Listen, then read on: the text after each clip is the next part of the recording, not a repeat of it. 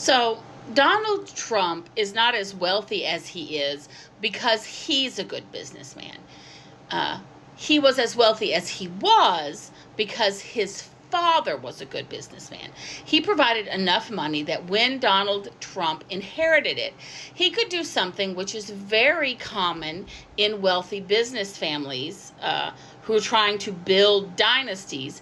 The second generation does something called failing upward. And what that means is there was enough money in place that just like interest and all of this accumulates, and it's enough to keep them afloat. His businesses did not do spectacularly well. He went out in the 80s and did books called The Art of the Deal and all of that, but he was not good at it. He just wasn't. That's why in the late 80s, early 90s, the Trumps had to go to Russia to ask for a loan because the banks in America knew they were not a good business deal and would not give them money.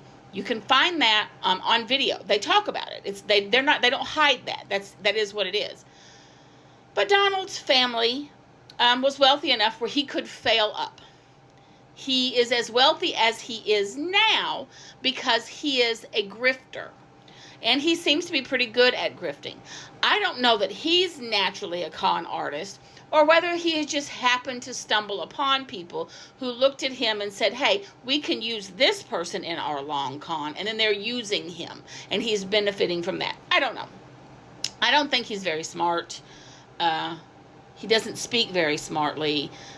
The way he speaks is between a 6th and an 8th grade level, and that's fine. I mean, that gets you through life, and it's made him able to maintain his money. But the thing is, if he had been a good businessman, he would not have just maintained his wealth or brought his wealth down a little bit, which is what he did. It was not until he got The Apprentice and the money for that he was able to start grifting, and that grifting is why he's as wealthy as he is now. Failing upward is not a new thing. If you look at the Vanderbilts, and they're a perfect example of failing upward.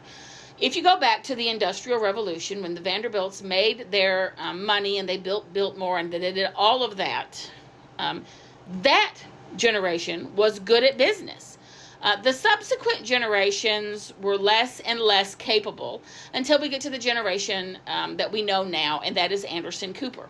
Now, is Anderson Cooper living in squalor? He is not, because even though they essentially were not able to do business in a way that kept their money flowing in, they still maintained all of those social contacts of other wealthy people. So he's got all of those contacts. He is actually a pretty bright man. So he was able to go to school and get a good degree. And then when he came out with that good degree, and because he is good at what he does, he was able to parlay the wealthy social contacts that he had and his education into a career that allows him to live a pretty lavish lifestyle, even though it will never be on par with what the prior generations of Vanderbilts lived. That is failing upward. That is a perfect example of it. Donald would have been the second generation who did slightly less. His sons would have been, and Ivana would have been the generation that did even less. The children that are his grandchildren now would have probably been the generation that would have had to rely on the social contacts that they had and their education to actually make a wage where they could live on. So it's not that Donald is wealthy and a good businessman. It's what he's wealthy because he's a con man.